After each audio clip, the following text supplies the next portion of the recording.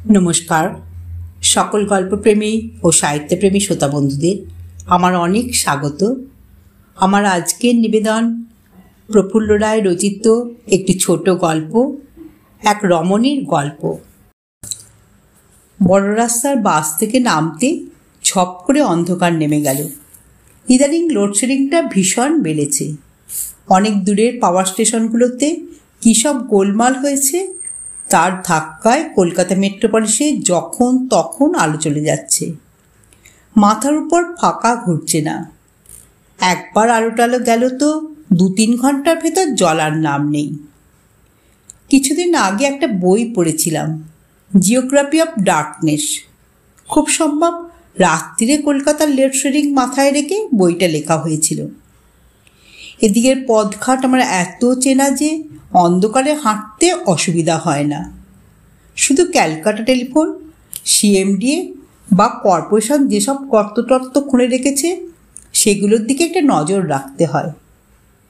Bus stop থেকে বাঁ দিকের ফুটপাথ ধরে মিনিটখানেক হাঁটলে মণিময়দাদের মাল্টি স্টোরিড বিল্ডিং।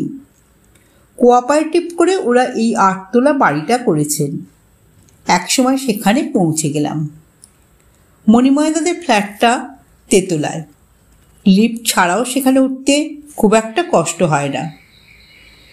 ফ্ল্যাটটা 8 তলায় হলেও সিঁড়ি ভেঙে এখন উঠতে হবে, কেননা নীলিমা বৌদি আমার জন্য সেই বিকেল থেকে অপেক্ষা করতে করতে এতক্ষণে নিশ্চয়ই হতাশ হয়ে পড়েছেন। ধরেই নিয়েছেন আজ আর আমি আসছি না। বিকেল 4টে আমার এখানে পৌঁছানোর কথা, এখন 7:45। অফিস থেকে বেরোতে বেরোতেই 6:30 হয়ে গেল।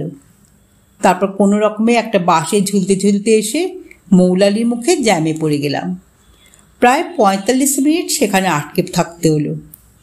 কলকাতার রাস্তাঘাট আর বাস ট্রামের যা হাল, কোথাও ঠিক সময় পৌঁছানো অসম্ভব ব্যাপার।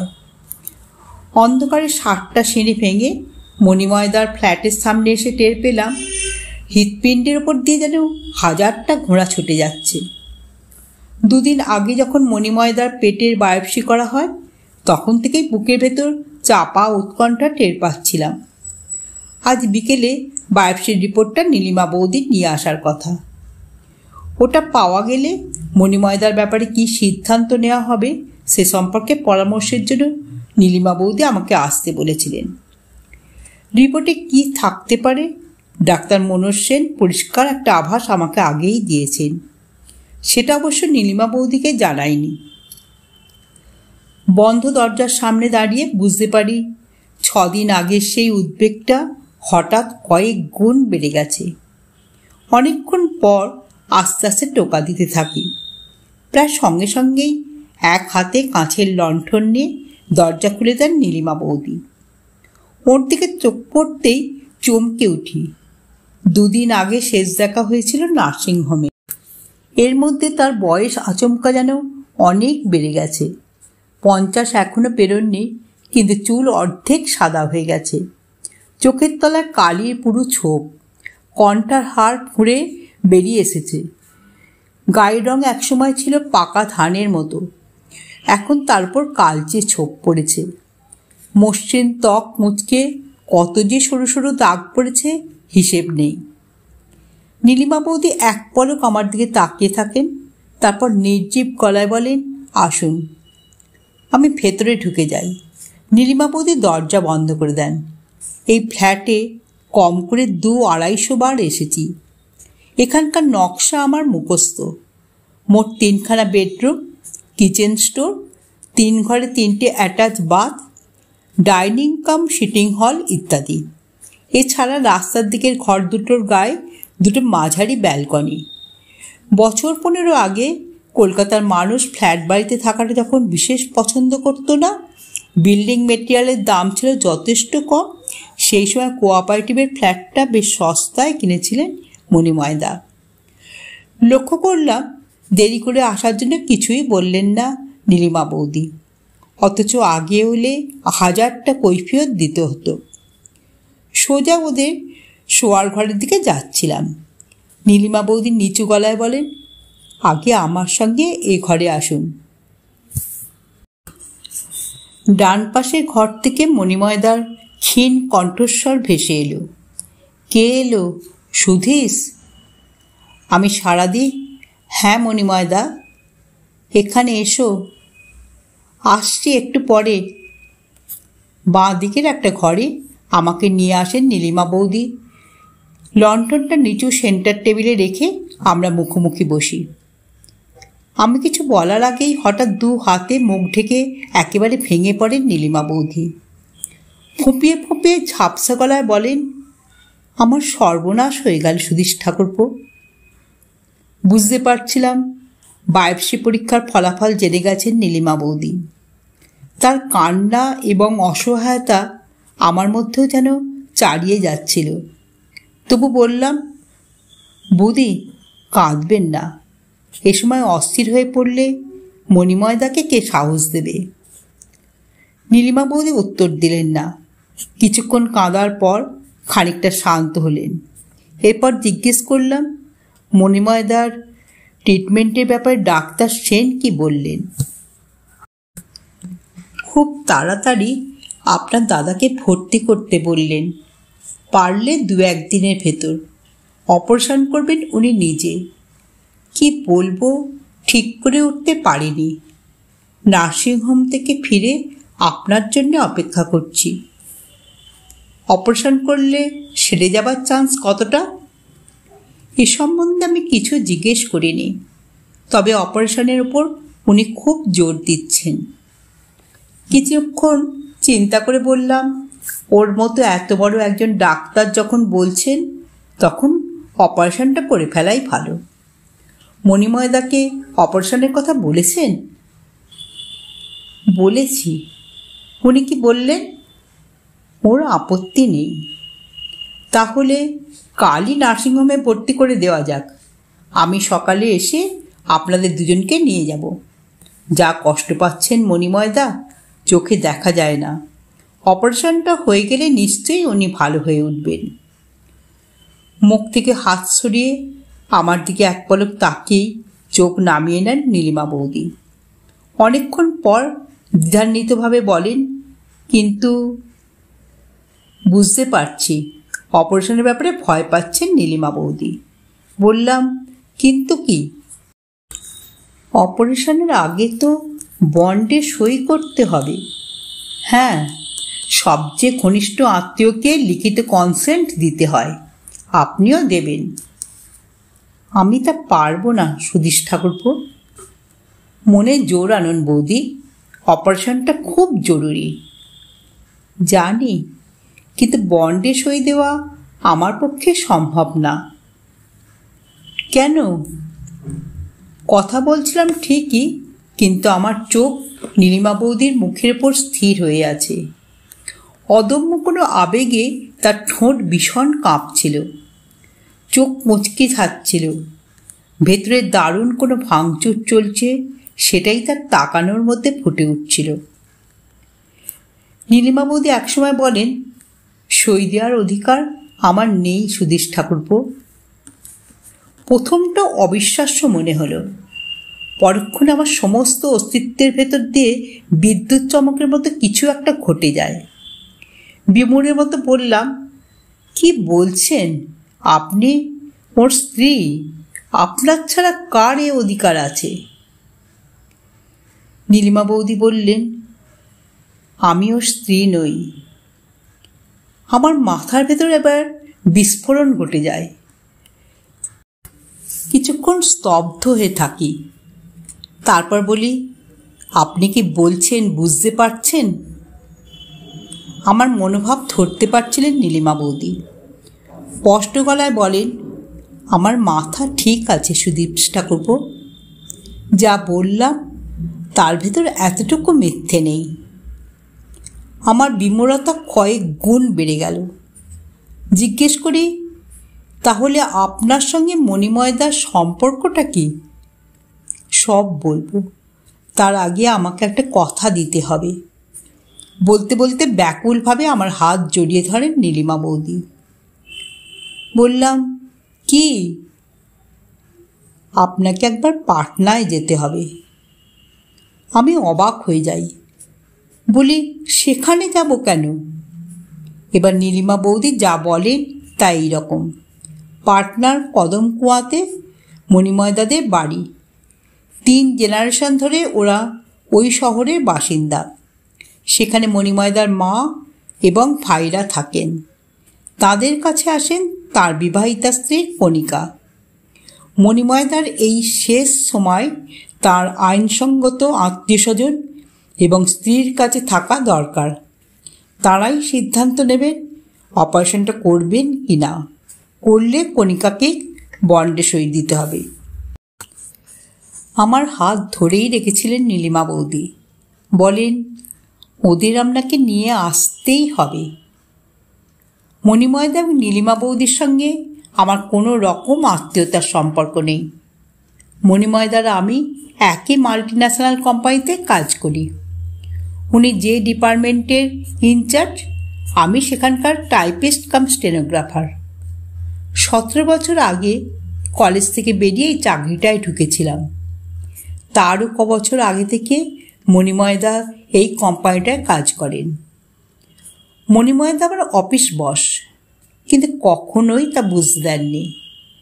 শুধু আমার সঙ্গেই না, ডিপার্টমেন্টের সবার সঙ্গেই তার ব্যবহার চমৎকার। মাঝখানে দেওয়াল তুলে নিজেকে তিনি নাগালের বাইরে সরিয়ে রাখেননি। আমোদে হাসি খুশি হৃদয়বান এই মানুষটি চাকরিতে জয়েন করার দিন থেকেই আমাকে সস্নেহে কাছে টেনে নিয়েছিলেন। কবে যে মণিময়দা প্রথম আমাকে ওর বাড়িতে নিয়ে গিয়েছিলেন মনে পড়ে না। তখন ওরা ওল্ড টালিগঞ্জে একটা ভাড়া করা ফ্ল্যাটে থাকতেন। তারপর কোঅপারেটিভ করে ওদের নিজস্ব ফ্ল্যাট হলো। প্রথম আলাপের দিনটি থেকে স্নেহে, মাধুর্যে, আন্তরিকতায় আমাকে অভিভূত করে রেখেছেন নীলিমা বৌদি। মনেই হয় না ওদের কাছে আমি একজন বাইরের উটকো লোক। 17 বছর ধরে সুখে দুঃখে ওদের জীবনের সঙ্গে মিশে গেছি। একটা ব্যাপার বারবার আমার চোখে পড়েছে, এমন সুখী আদর্শ দম্পতি আর হয় না। কার কাছে যেন শুনেছিলাম বিবাহিত জীবন নাকি গোলাপ বাগান নয়। স্বামী স্ত্রীর মধ্যে সব সময় একটা অঘোষিত যুদ্ধ লেগেই আছে। কিন্তু 17 বছরে একদিনের জন্য দেখিনি কোনো কারণে মণিময়দা নীলিমা বৌদির ভেতরে খিটিমিটি হয়েছে, বা দুজন কথা বন্ধ করে দিয়েছেন, কিংবা নীলিমা বৌদি রাগটাগ করে বাপের বাড়ি চলে গেছে। সর্বক্ষণ হাসি, রগর, মজা এবং হাজার রকমের খুনসুটি। সমস্ত দিন নিজেদের মধ্যে তারা মগ্ন হয়ে আছেন। এমন পরিতৃপ্ত নারী এবং পুরুষ ক্বচিৎ দেখা যায়। কিন্তু এই 17 বছরে কোনো ঘটনায় বা দুজনের কোনো আচরণে এক মুহূর্তের জন্য আমার সংশয় হয়নি যে মণিময়দার আইনসঙ্গত বিবাহিত একটি স্ত্রী আছেন। কণিকা নামে সেই মহিলাটি যদি থেকেই থাকেন, নীলিমা বৌদি তবে কে? আমার স্নায়ুতে তীব্র ধাক্কা লাগে।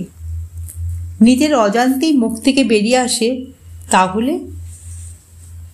আমার প্রশ্নটার মধ্যে যা রয়েছে তা ধরে ফেলতে অসুবিধা হয় না নীলিমা বৌদি। তিনি বলেন, আমি কে, আপনার দাদার সঙ্গে আমার কি সম্পর্ক, পাটনায় গেলেই সব জানতে পারবেন। সুধীশ ঠাকুরপো, দয়া করে কাল আপনি ওখানে চলে যান। আপনি যে আমাকে পাটনায় পাঠাতে চাইছেন মণিময়দা জানেন না। বৌদি, একটা কথা বলবো? মুখ তুলে পরিপূর্ণ চোখে আমার দিকে তাকান নীলিমা বৌদি। আপনি যা বলবেন আমি তা জানি, তবু বলুন। মণিময়দার সঙ্গে আপনার যে সম্পর্কটা 17 বছর ধরে জেনেছি, তার বাইরে আর কিছু জানবার ইচ্ছে আমার নেই। বৌদি, আপনিও আমাকে একটা ব্যাপারে দয়া করুন। কি ব্যাপারে? আমাকে পাটনায় যেতে অনুরোধ করবেন না। জীবনে অনেকগুলো দিন কেটে গেল, এই শেষ বয়সে জটিলতা তৈরি করে কি লাভ? লাভ লোকসানের কথা ভাবিনি। জীবনে এমন একটা সময় আসে যখন চুলচেরা হিসেব করে অনেক কিছু মিটিয়ে দিতে হয়। ধরুন আমি সেরকমই কিছু একটা করতে চাইছি। আমি বুঝতে পারি যৌবনের উন্মাদনায় একদিন গর্হিত কিছু করেছিলেন নীলিমা বৌদি এবং মণিময়দা। এই মুহূর্তে মণিময়দার আয়ু যখন নিশ্চিতভাবেই ফুরিয়ে আসছে, তীব্র গ্লানি এবং পাপবোধ আক্রান্ত মহিলাটি বিপুল ঝুঁকি নিয়ে প্রায়শ্চিত্ত করতে চান। কিন্তু এর জন্য কতটা দাম দিতে হবে খুব সম্ভব সে সম্পর্কে আদৌ তিনি ভেবে দেখেননি। বললাম, বৌদি, আপনাদের অতীত সম্বন্ধে আমার এতটুকু কৌতূহল নেই। যা অনেক দিন আগেই শেষ হয়ে গেছে তাকে কবর থেকে তুলে এনে কেন নিজের ক্ষতি করতে চাইছেন? একগুঁয়ে একটা জেদ নীলিমা বৌদির ওপর ভর করে। তিনি বলেন, সব কিছুই শেষ হয়ে যায় না সুধীশ ঠাকুরপো। আমার ওপর এই অনুগ্রহটুকু শুধু করুন, পাটনায় গিয়ে ওদের নিয়ে আসুন। কিন্তু বৌদি, ওরা এলে কি হবে ভাবতে পারেন? পারি। আমাকে ফ্ল্যাট থেকে চলে যেতে হবে। অফিসের প্রভিডেন্ট ফান্ড, গ্র্যাচুইটি আর LIC পলিসিতে আপনার মণিময়দা আমাকে নমিনি করেছেন, সেগুলো খোয়াতে হবে। কিন্তু আমি সব কিছুর জন্য প্রস্তুত। কাউকে জন্য কোর্টে যেতে হবে না। আমি নিজেই লিখিতভাবে সব সত্য ছেড়ে দেব। কিন্তু এ ফ্ল্যাট ছেড়ে যাবেন কোথায়? তা এখনো ঠিক করিনি। একসময় স্কুল মাস্টারি করতাম। আমার নিজস্ব কিছু টাকা ব্যাংকে ফিক্সড ডিপোজিট করা আছে, আর আছে বিয়ের একটা ডিগ্রি। কোথাও না কোথাও একটা কিছু ব্যবস্থা হয়ে যাবে। আপনি এতদিন এসব ভাবেননি কেন? বলেই মনে হলো এ প্রশ্নটা না করলে ভালো হতো। নিজের অজান্তেই মুখ থেকে যেন এটা বেরিয়ে এসেছে। পরক্ষণে সংকোচে মাথা নিচু হয়ে গেল। বললাম, আমার অন্যায় হয়ে গেছে বৌদি, কিছু মনে করবেন না। নীলিমা বৌদির কোনো রকম প্রতিক্রিয়া দেখা গেল না। বললেন, আপনার বিব্রত হওয়ার কারণ নেই। এ কথা আপনি জিজ্ঞেস করতেই পারেন। এতকাল আচ্ছন্ন হয়েছিলাম, নিজের কথা ছাড়া আর কিছুই ভাবতাম না। বুঝতে পারছি নীলিমা বৌদি নিজের ভবিষ্যৎ সম্পর্কে মনস্থির করে ফেলেছেন। তাকে কিছুতেই ঠেকানো যাবে না। তবু মরিয়া হয়েই বললাম, এখনই আপনি চলে গেলে আর মণিময়দার স্ত্রী যদি চলে আসে, ব্যাপারটা জানাজানি হয়ে যাবে। তখন মণিময়দার সামাজিক মর্যাদা কোথায় নেমে যাবে ভাবতে পারেন? সেদিকটাও ভেবে দেখেছি, কিন্তু আমার আর ফেরার রাস্তা নেই। জীবনের কঠিন সত্যকে বহু কাল এড়িয়ে চলেছি। এবার ঘাট ধরে সে আমাকে তার সামনে দাঁড় করিয়ে দিয়েছে। ডাক্তার সেনের সঙ্গে আমার কথা হয়েছে। উনি জানিয়ে দিয়েছেন অপারেশন হলেও আপনার দাদার বাঁচার আশা খুব কম। তিনি থাকতে থাকতেই আমাকে সব কিছু করে ফেলতে হবে। একটু চিন্তা করে বলি, মণিময়দাকে এ কথা জানিয়েছেন? না, পরে জানিয়ে দেব। এইবার সুধা এসে দরজার সামনে দাঁড়ায়। সে মণিময়দাদের কাজের লোক, বয়স 40-42। সুধা বলে, দাদাবাবু আপনাদের ডাকছেন। তুই যা, আমরা এক্ষুনি আসছি। সুধা চলে যায়। চলুন ও ঘরে যাওয়া যাক। দেরি করলে ফের আপনার দাদা সুধাকে পাঠাবে। উঠে পড়তে পড়তে নীলিমা বৌদি বলেন, কালই ওকে ভর্তি করে দিয়ে আপনি পাটনায় চলে যান। ওদের নিয়ে ফিরে এলে অপারেশনের ব্যবস্থা হবে। আর আমি জিজ্ঞেস করি, আর কি?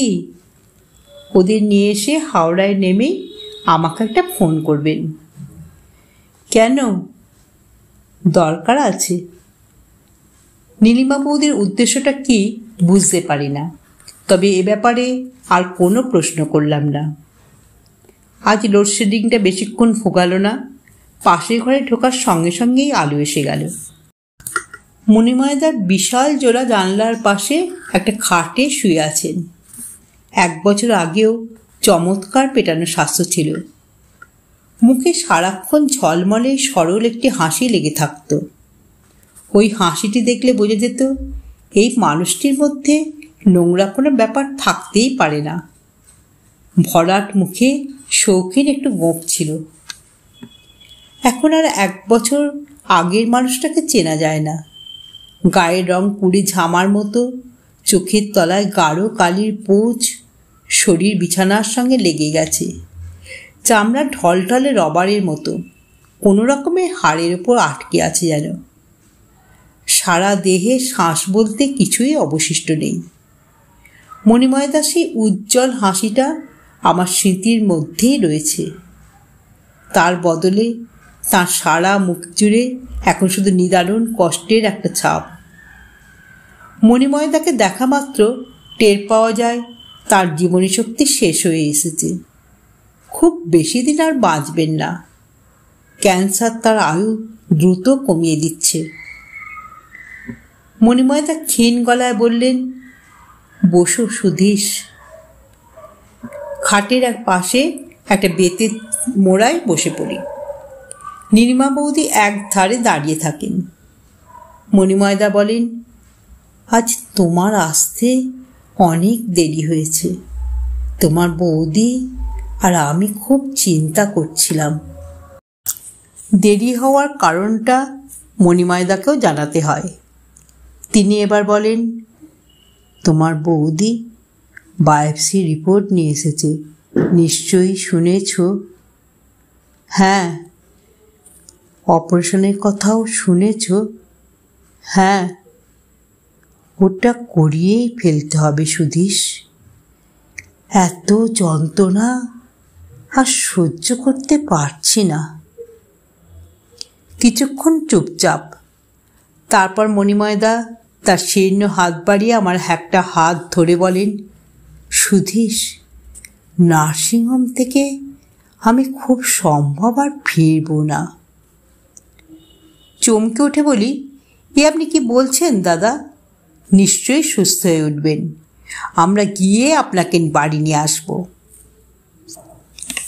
একদিন পর পাটনায় পৌঁছে মণিময়দাদের বাড়িটা খুঁজে বার করতে অসুবিধা হয় না। ওরা ওখানে 3 জেনারেশন ধরে আছেন। কদমকুয়ায় এসে মণিময়দার বাবার নাম করতেই রাস্তার একটি লোক ওদের বাড়ি দেখিয়ে দিলেন। চওড়া চওড়া পিলারের ওপর পুরনো আমলের প্রকাণ্ড তেতলা বাড়ি মণিময়দাদের। সামনের দিকে অনেকটা খোলা জায়গা। তার একপাশে গ্যারেজে একটা পুরনো ফোর্ড গাড়ি আর একটা ঝকঝকে নতুন অ্যাম্বাসাডার। গেটে প্রকাণ্ড পাগড়ি মাথায় এক অতি বৃদ্ধ দারোয়ান। এখন এই সকালবেলায় সবে বাড়ির লোকজনের ঘুম ভেঙেছে। নীলিমা বৌদির কাছ থেকে জেনে এসেছিলাম মণিময়দার 3 দাদা, 3 বৌদি, মা এবং দাদাদের ছেলেমেয়েরা এখানে থাকে। প্রাচীনকালে ডায়নোসরদের মতো সারা দেশে যৌথ পরিবারগুলি যখন ধ্বংস হয়ে গেছে, সেই সময় মণিময়দারা এখনও একসঙ্গেই আছেন। নীলিমা বৌদি জানিয়ে দিয়েছিলেন মণিময়দাদের বাড়ির সবাই লয়ার। ওর বাবা ছিলেন পাটনা হাইকোর্টের জবরদস্ত অ্যাডভোকেট। 3 দাদাও ওখানে প্র্যাকটিস করেন। শুধু মণিময়দাই এই ঘরানার বাইরে। দারোয়ানকে জানালাম মণিময়দার ভাইদের সঙ্গে দেখা করতে চাই। দারোয়ান একতলায় ড্রয়িং রুমে আমাকে বসিয়ে ভেতরে খবর দিতে গেল।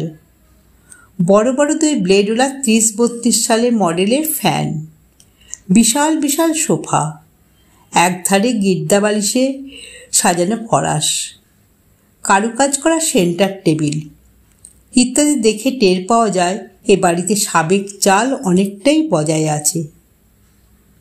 কিছুক্ষণ বাদে 3 জন ভারী চেহারার বয়স্ক ভদ্রলোক ড্রয়িং রুমে এসে ঢুকলেন। তাদের মুখ চোখের আদল দেখেই টের পাওয়া যায় এরা মণিময়দার 3 দাদা। আমি কোত্থেকে কী উদ্দেশ্যে এসেছি ইত্যাদি খুঁটিয়ে খুঁটিয়ে জেনে নিয়ে 3 ভাই ভীষণ গম্ভীর হয়ে গেলেন। এরপর অনেকক্ষণ চুপচাপ। আমি ভয়ানক অস্বস্তি বোধ করতে থাকি। একসময় স্তব্ধতা ভেঙে বড় ভাই কান্তিময় কর্কশ গলায় জিজ্ঞেস করেন, সেই মেয়ে মানুষটা এখন কোথায়? মনির কাছেই আছে? বদ নষ্ট মেয়ে মানুষ। মেয়ে মানুষটি কে বুঝতে অসুবিধা হয় না। নীলিমা বৌদি সম্পর্কে মণিময়দাদের বাড়িতে কি নিদারুণ ঘৃণা এবং ক্রোধ জমা আছে তাও ওই একটি প্রশ্নেই টের পেয়ে যাই। একবার ভাবি অমন একজন অসাধারণ ভদ্র এবং মর্যাদা সম্পন্ন মহিলা সম্বন্ধে কান্তিময় যে নোংরা মন্তব্য করলেন তার প্রতিবাদ করি। পরক্ষণেই মনে হয় তাতে অযথা খানিকটা তিক্ততাই সৃষ্টি হবে। নিজেকে যতখানি সম্ভব সংযত রেখে বলি, হ্যাঁ, উনি ওখানেই আছেন। কান্তিময় বলেন, হ্যাঁ, আমরা কণিকাকে নিয়ে কলকাতায় যাব, and we would assert our rights. মণিময়ের মেজদা প্রভাময় বলেন, কলকাতায় গিয়েই ঘাট ধরে মেয়ে মানুষটিকে বার করে দেব। এবারও দাঁতে দাঁত চেপে মুখ বুজে থাকি।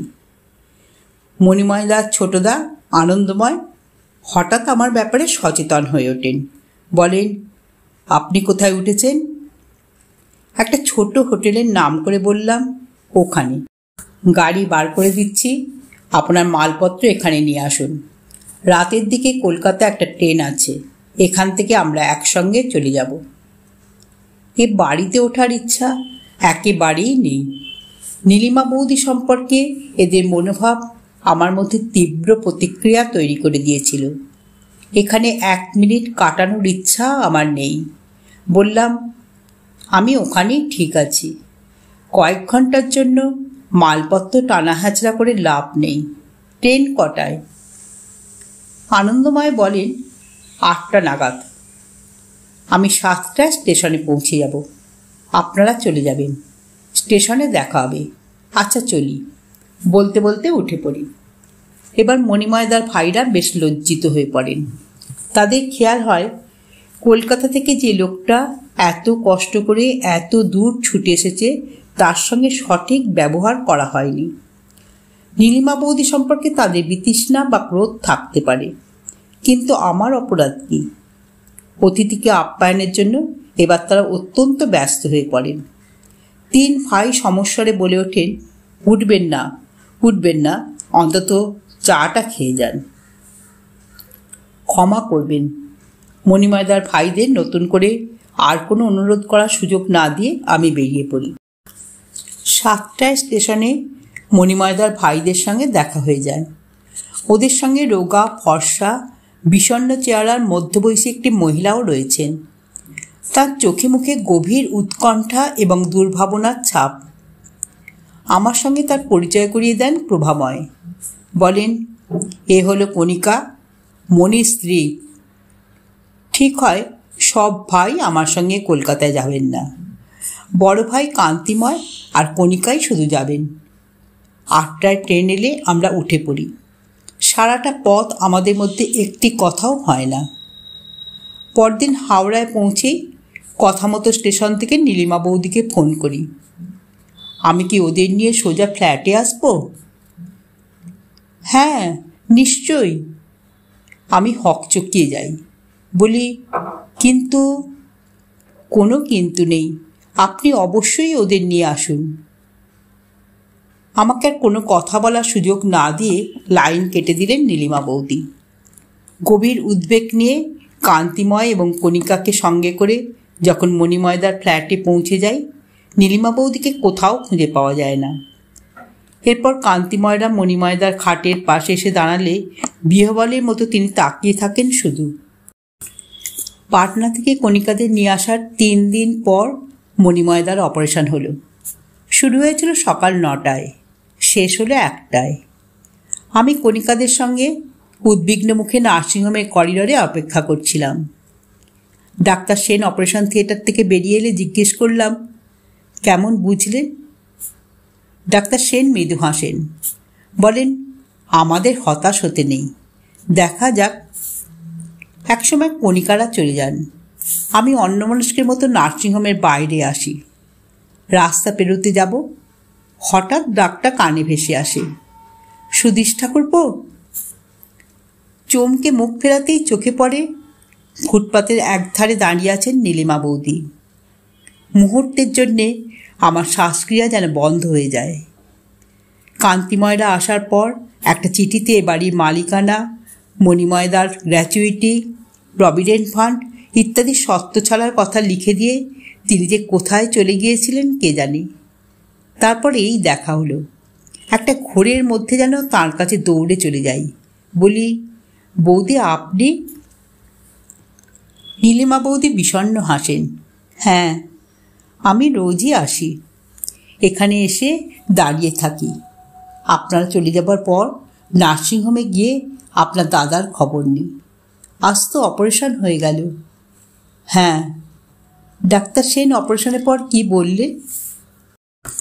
আসল কথাটা জানাই না, শুধু বলি সাকসেসফুল অপারেশন। সোজা আমার চোখের দিকে তাকান নীলিমা বৌদি, অদ্ভুত একটু হাসেন শুধু। চুপচাপ কিছুক্ষণ দাঁড়িয়ে থাকার পর জিজ্ঞেস করি, আপনি এখন কোথায় আছেন বৌদি? জানাবার মতো কোনো জায়গা নয়। বুঝতে পারি তার ঠিকানা কিছুতেই দেবেন না নীলিমা বৌদি। একটু চিন্তা করে বলি, একটা কথা বলবো? বলুন না। আপনাকে অন্য কোথাও থাকতে হবে না, আমাদের কাছে চলুন। আমরা মোটে 3টে মানুষ, শুভা, আমি আর আমাদের ছেলে বিনু। ঠাকুরদার আমলের বাড়িটাও কত বড়, আপনার কোনো অসুবিধা হবে না। আপনার দাদা ছাড়া এভাবে কেউ আমাকে বলেনি। আমার মন ভরে গেছে সুধীশ ঠাকুরপো। কিন্তু কি বৌদি, নতুন করে আমি আর কোথাও জড়াতে চাই না। এরপর আমার আর কিছু বলার থাকে না। নীলিমা বৌদি খানিকক্ষণ ইতস্তত করে বলেন, আপনাকে আমার কিছু জানাবার আছে। কি বৌদি? আমি মানুষটা কে, আপনার দাদার বিবাহিত হওয়া সত্ত্বেও তাঁর জীবনে কেমন করে এলাম, এসব সম্পর্কে নিশ্চয়ই আপনার কৌতূহল আছে। কণিকারা আপনাকে কিছু কি জানায়নি? না, আপনি আমার বৌদি, এর বেশি আর কিছু জানার ইচ্ছে নেই। তবু আমাকে বলতেই হবে, যাকে এতদিন বৌদি বলে সম্মান করে এসেছে সে যে কত বড় পাপিষ্ঠা তা আপনার জানা দরকার। আমাকে এসব বলবেন না বৌদি। নীলিমা বৌদি কিন্তু আমার কথা শোনেন না। তার উপর অপার্থিব কিছু যেন চেপে বসে। দুপুরের রোদে দাঁড়িয়ে যা বলে যান তা এই রকম। নীলিমা বৌদি মণিময়দাদের দুঃসম্পর্কের আত্মীয়। কম বয়সে বিয়ে হয়েছিল তাঁর, 2 বছরের মধ্যে বিধবা হয়ে বাপের বাড়ি ফিরে আসেন। এই বিপর্যয়ের পর প্রথম সহানুভূতি বোধ করতেন মণিময়দা। তারপর কবে যে সেটা গভীর ভালোবাসায় দাঁড়িয়ে গিয়েছিল টের পাননি। জানাজানি হয়ে যাওয়ায় 2 পরিবারে চরম অশান্তি হয়েছিল। ছেলেকে শোধরাবার জন্য মণিময়দার বাবা একরকম জোর করেই তার সঙ্গে কণিকার বিয়ে দেন, কিন্তু সে বিয়ে মেনে নেননি মণিময়দা। গোপনে নীলিমা বৌদির সঙ্গে যোগাযোগটা রেখেই যাচ্ছিলেন। তারপর একদিন তাকে নিয়ে যৌবনের অসীম দুঃসাহসে কলকাতায় পালিয়ে আসেন। কলকাতা আসার পর অনেকগুলো বছর কেটে গেছে। কথা শেষ করে আচমকা একটা ট্যাক্সি ডেকে উঠে পড়েন নীলিমা বৌদি। আমি যে কিছু উত্তর দেব তার সুযোগ পাওয়া যায় না। এরপর নার্সিংহোমে রোজই মণিময়দার খবর নিতে যাই, আর ফুটপাতের ওই কোণে নীলিমা বৌদিকে চোখে পড়ে। কণিকাদের এড়িয়ে তাঁর সঙ্গে কথা বলি। অপারেশনের পরও মণিময়দা সুস্থ হচ্ছেন না। দিন দিন তার অবস্থা খারাপ হয়ে যাচ্ছে।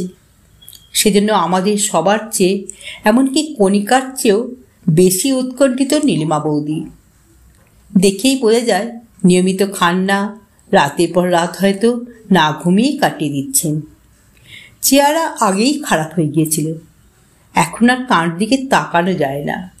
ভেঙে চুরে দ্রুত তিনি ধ্বংস হয়ে যাচ্ছেন। 10 দিন পর নার্সিংহোমেই মারা গেলেন মণিময়দা। সেদিনও নীলিমা বৌদিকে ফুটপাতে দাঁড়িয়ে থাকতে দেখি। চোখ থেকে অবিরাম জলস্রোত বয়ে যাচ্ছে, আর ঠোঁট দুটো সমানে কাঁপছে। শেষবার নীলিমা বৌদিকে দেখতে পাই শ্মশানে। এক ধারে নিজেকে সম্পূর্ণ গোপন রেখে মূর্তির মতো দাঁড়িয়ে আছেন। মণিময়দার নশ্বর শরীর আগুনে শেষ হয়ে যাবার পর নীলিমা বৌদিকে খোঁজ করতে গিয়ে দেখি তিনি কখন যেন চলে গেছেন। এরপর তাঁর সঙ্গে আর দেখা হয়নি। এই বিশাল পৃথিবীর লক্ষ কোটি মানুষের মধ্যে তিনি চিরদিনের মতো হারিয়ে গেছেন। এক রমণীর গল্প এখানেই সমাপ্ত হলো। যদি শ্রোতা বন্ধুদের আমার গল্প পাঠ ভালো লেগে থাকে তাহলে অবশ্যই আমার চ্যানেলটিকে সাবস্ক্রাইব করে পাশে থাকা বেল আইকনকে প্রেস করে অল করে দেবেন। তাহলে যখনই আমি নিত্য নতুন গল্প আপলোড করব আপনারা সঙ্গে সঙ্গে পেয়ে যাবেন। আপনারা সবাই খুব ভালো থাকবেন। নমস্কার।